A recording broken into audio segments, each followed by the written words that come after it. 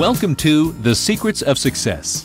By following the proven techniques of the guests who appear on this series, you'll learn that even successful people run into detours and failures, and how you can apply their success techniques to change your life. You're now listening to the most unique show on radio, the show dedicated to making you a success. Your teacher told you to pay attention. Today, Dr. Joseph Cardillo will tell us how. Dr. Cardillo, thanks for being with us today. Thanks for having me. You have a very interesting book, and we've been on 33 years, and it's the first time anyone has ever had in their title the 12 Rules of Attention. For some reason, something so important, no one has ever mentioned that. So you have the field all to yourself. You're the recognized expert on it. Who was the book written for, though? Is this for students? Is this for business people, professors? Well, it really is written for this particular book. Is aimed completely at the business world, at the workplace, and so on. But all the skills in it are really for anybody, anywhere, anytime. Because, wherever we are, we're paying attention. Exactly. That's kind of, and I know you mentioned a certain level at first in the book, but whenever I hear that word attention, I picture the nun in grammar school yelling, now pay attention, and we knew if you put a little mark near that question was likely to be on the test. But I was surprised to learn some of the stats in your book. Something like 56% of college graduates do not pay attention to detail. Did I get that right? You got that right, yeah. Wow, it's a pretty startling number. It really is. And when we hear that, for non-math people, that's over 1 out of every 2.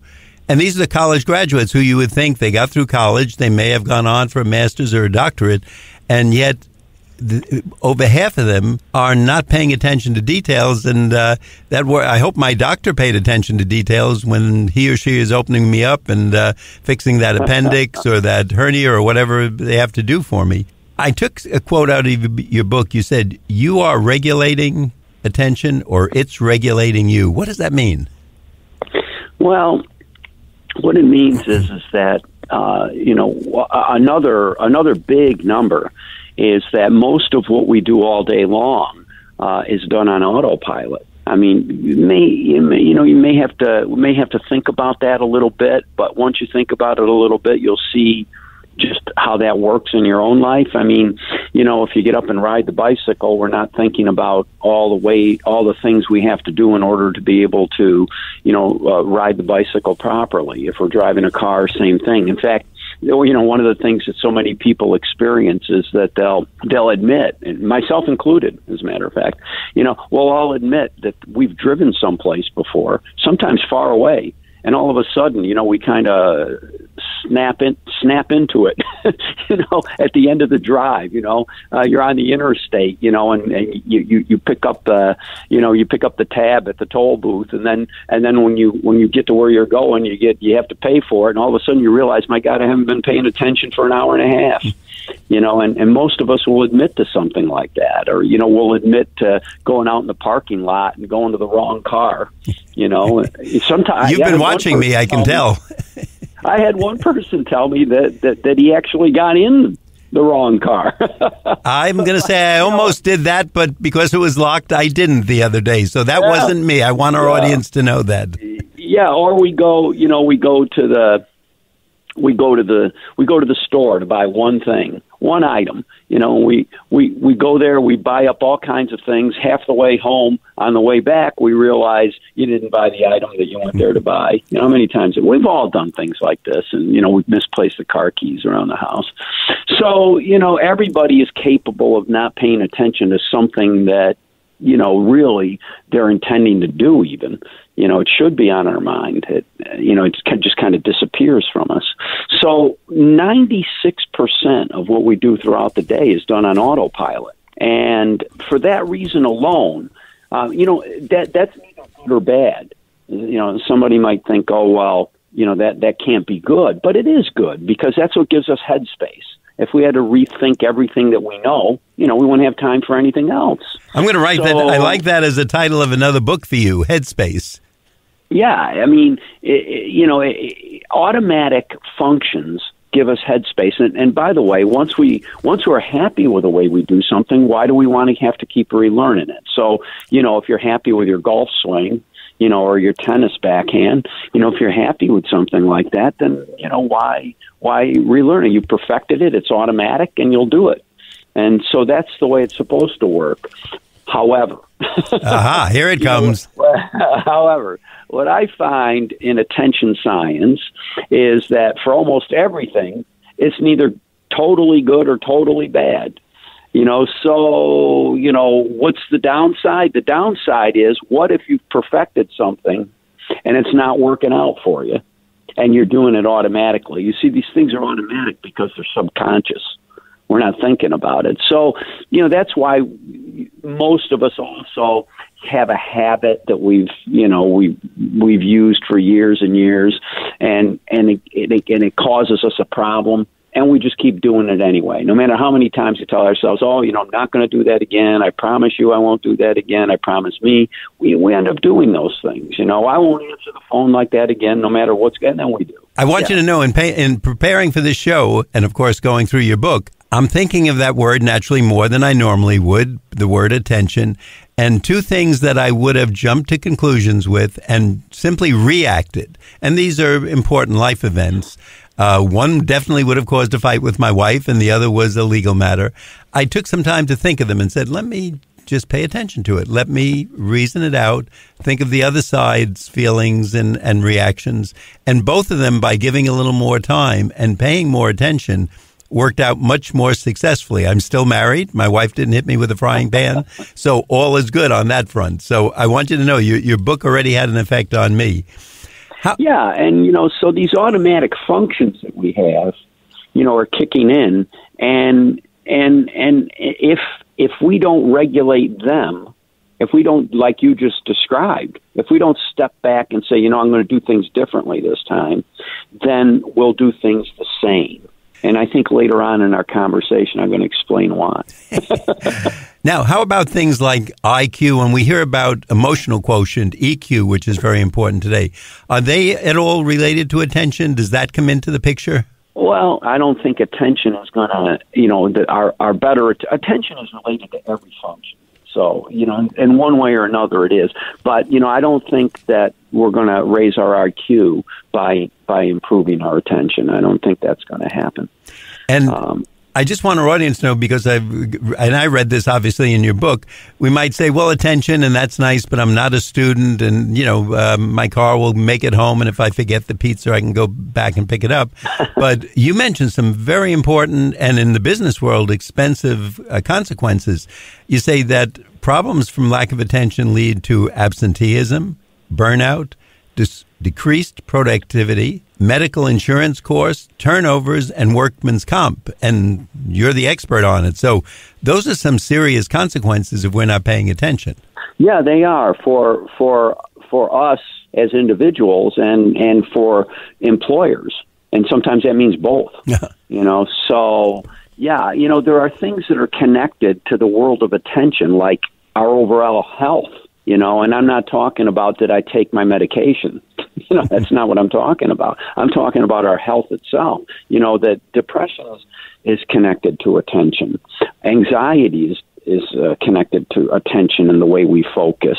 Our emotional stability is connected to that. And therefore, our performance at work, our ability to maneuver in an emergency situation, or if we're working with machinery that we have to be really, attentive to, it's related to all of this, but if we get ourselves sick on top of it all, and we can't use our attention system to revive ourselves, then, all those other things kick in. Yeah, it's a pretty costly endeavor. There's so much connected to attention that we don't attribute to it.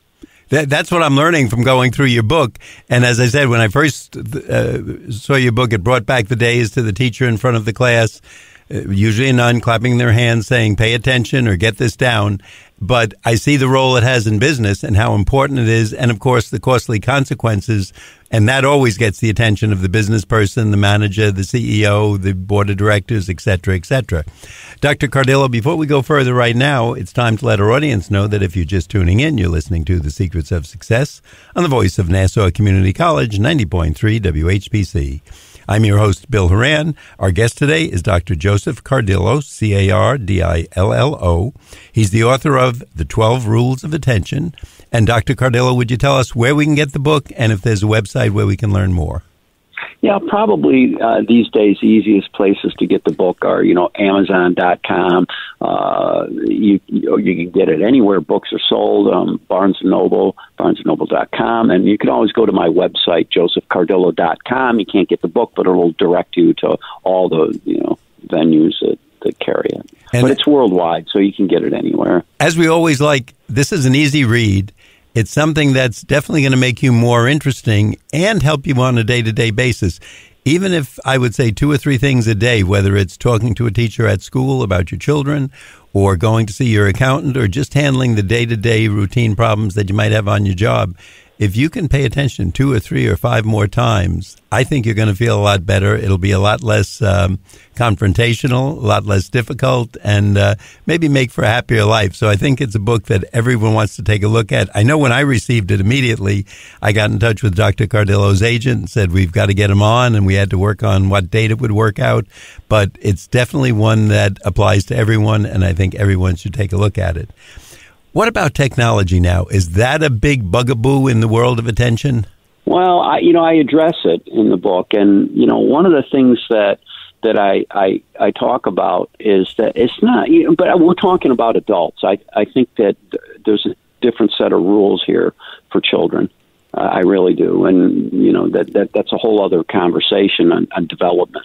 But in talking about adults, I think it's what we do with technology and how we use it, really. I don't think that, like my cell phone isn't sitting down, while I'm sleeping, figuring out ways to mess me up the next day. So I'm not opposed. I'm not opposed to technology at all. It's the way we use it. I noticed that, of course, like everyone else, mine pings at a certain time, and I try not to react because I don't want, as you said, the cell phone or the technology to be ruling my life. I want to use it as a tool that makes things better, and at the time and an appropriate time in my world that I can address a certain issue that might come up, etc. And then usually after I hear that little ping and I go to look at it, it's just telling me a local store has a 5% sale, or the cleaners is going to be closed early on Saturday, or something that's relatively minor in the big picture of our lives. Well, I address that in the book, too. And, for people that are compulsive about technology, I do talk about it in the book, that it's not the technology. There's something more organic going on. And when I say organic, now we have to look at individuals.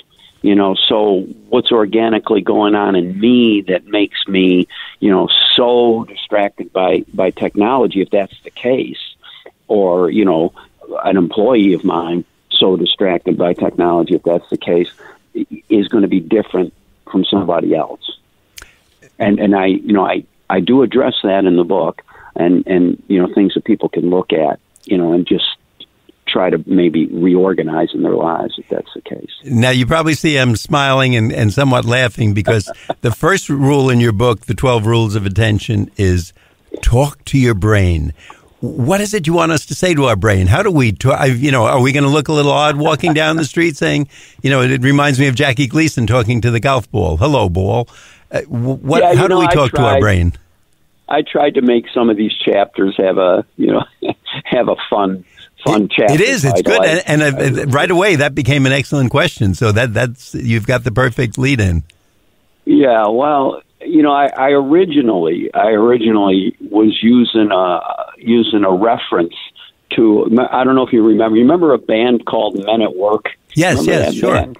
They were from Australia. By the way, I have half my family in Australia. But anyway, They were from Australia, and they had a song, and I remember there was a line in the song I always liked it, and it went, you speak of my language. I love that line, you speak my language, because that's really what it's all about. We have to connect with people, and speak each other's language, but we also have to connect with ourselves, and our brain's language is not necessarily English. Okay. So our brain's language, one of the things that our brain loves is repetition. So if we start doing things repetitiously, it thinks that we want to behave that way in that particular situation, and it sets up coordinates so that the next time we wind up in that situation, it triggers our behaviors and everything about it, our physical, mental behavior, our emotional behavior, the thoughts that we have, feelings we have, all that. It'll trigger all for us, thinking that it's helping us, accomplish what we've set up a pattern that looks like what we want to do. So we have to be careful. We have to talk to our brain by looking for patterns that it sees and regulate it that way. The other thing is we have to watch out what patterns we're making. So if you want to set up, if you want your brain's assistance, for example, and you're working out at 6 o'clock in the morning every day, your brain will help you. So if you set up a pattern, your brain will start to trigger all the functions that you need to accomplish that pattern. I think that's so important, what you're just saying now, because I'm probably gaining a little weight because I'm training my brain to have a snack at around 9 o'clock at night that I really don't need. And you'll get hungry. And you'll get hungry. Not only that, but it'll start to set up everything else, enzymes and so on. It'll raise your body temperature and everything else.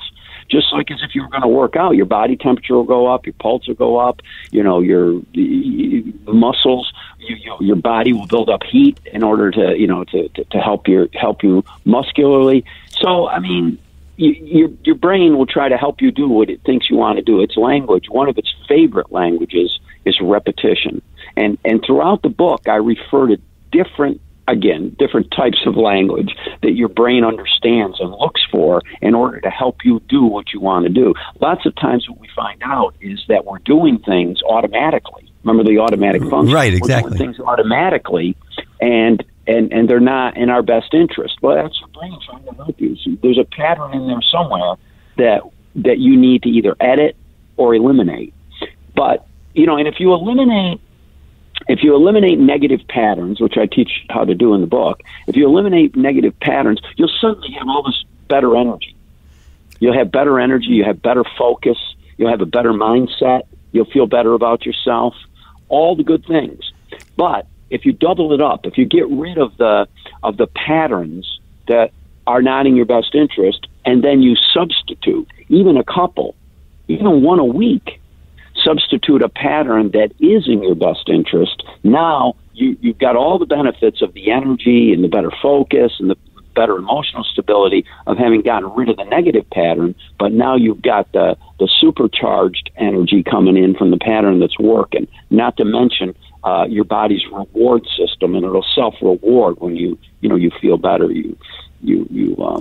you're accomplishing your goals better. So what I'm hearing, too, and I think this is a big one for our audience, not only the 12 rules of attention can help us in business and, of course, school when the professor tells us to pay attention, but things that most of us are involved with, learning to play tennis a little better, maybe that diet that we're trying to lose those last 6 to 10 pounds, or maybe the first 100 pounds, whatever it might be. Mm-hmm. But if we apply the rules in this book, that'll work for us, help both health-wise and or in our business life.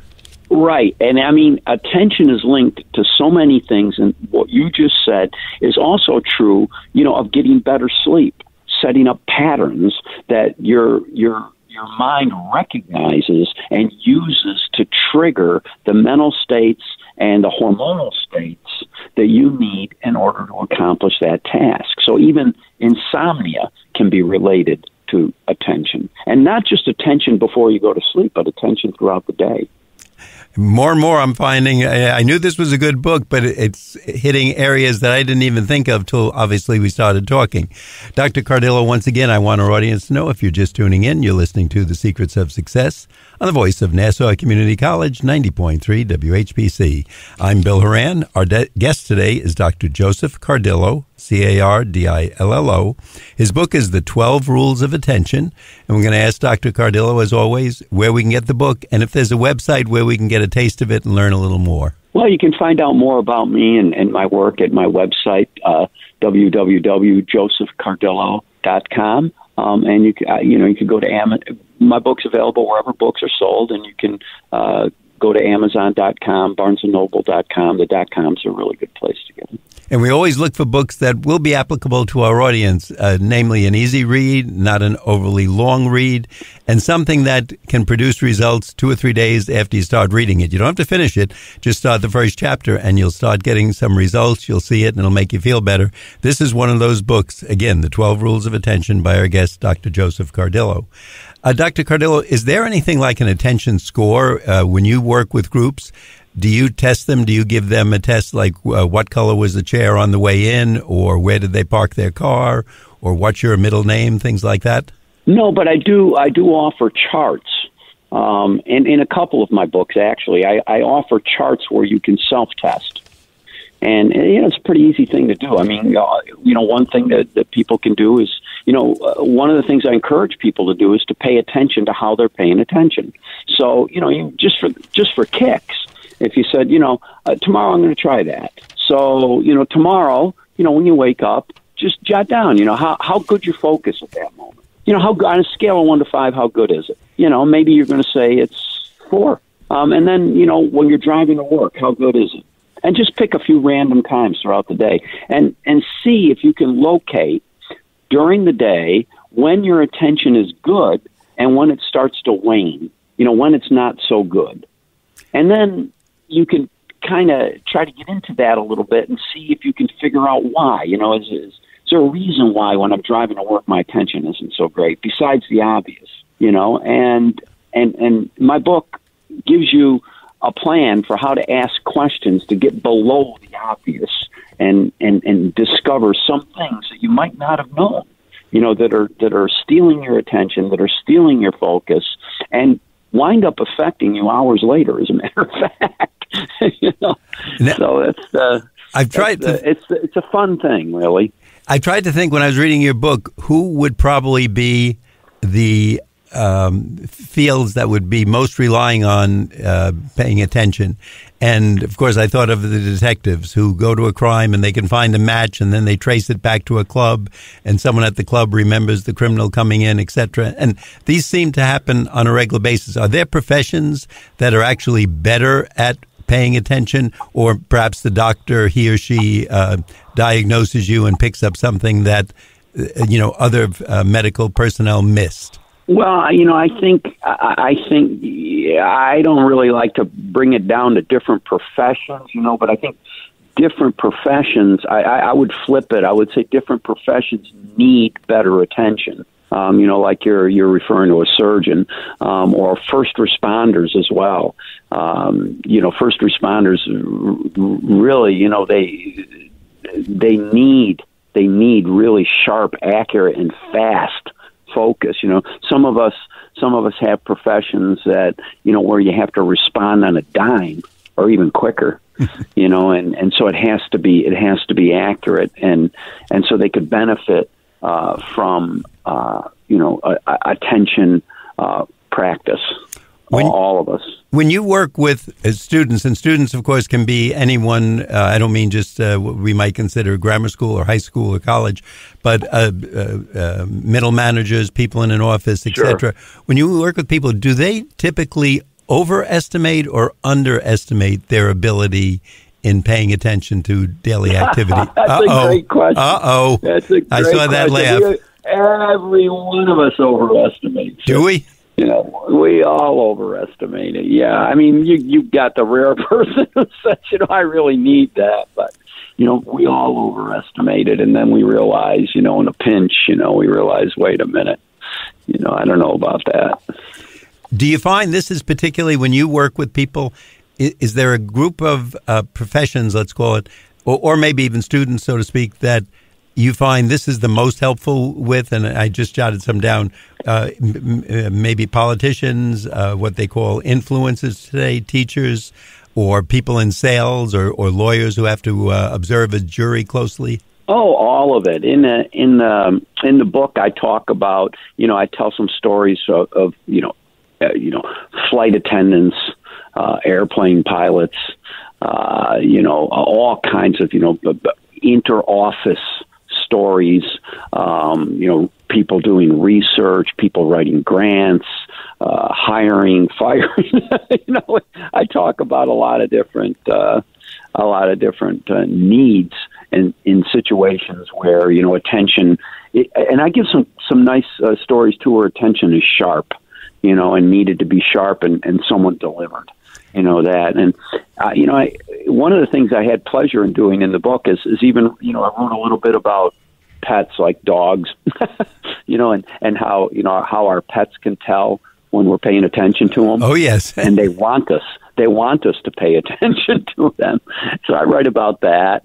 And, I even write about, attention in some of the small creatures like bees, and dragonflies and things like that, just to show, and then I talk about some of the larger creatures, like whales and elephants, just to show that, this mechanism that we have, this ability that we have to focus and pay attention, is shared by all living things. Who in the attention field is our enemy today? Is it the computers, the TV? Do we try to multitask too much? The radio or the cell phone? I think and that's a great question too. I mean, everybody wants to blame the media, everybody wants to blame the cell phone, but I do address that in the book, and I think it's organic. We got to be careful. We got to be careful. We don't want to pass the buck on that, because we'll miss our chance really to improve our attention. But like we said at the beginning, it's so much more than just focus. I mean, attention is linked to our health, to our relationships, to our, total holistic well-being. Even for people who are spiritual, I mean, you need to pay attention in that zone as well. So, wherever you go, attention is linked to not only your behavior, but your feelings, your thoughts, and your health, on all three levels, on, the mind level, the body level, and even the spirit level. And it might even help us with our golf game or our tennis or our dancing. Oh, it will. It absolutely will. Dr. Cardillo, again, before we wrap up, I want to mention to our audience, the book is simple titled, The 12 Rules of Attention, by our guest, Dr. Joseph Cardillo, Cardillo. Once again, I'm going to ask you the website. My website is www.josephcardillo.com. And, as we've been saying, you can get the book wherever books are sold, even in foreign languages. you can go to Amazon.com, BarnesandNobles.com, and any store. Dr. Cardillo, thanks for being with us today. We'd like to let our audience know that you've been listening to The Secrets of Success on the voice of Nassau Community College, 90.3. I'm your host, Bill Horan, asking you to please join us again next week at the same time when we'll continue our journey to success.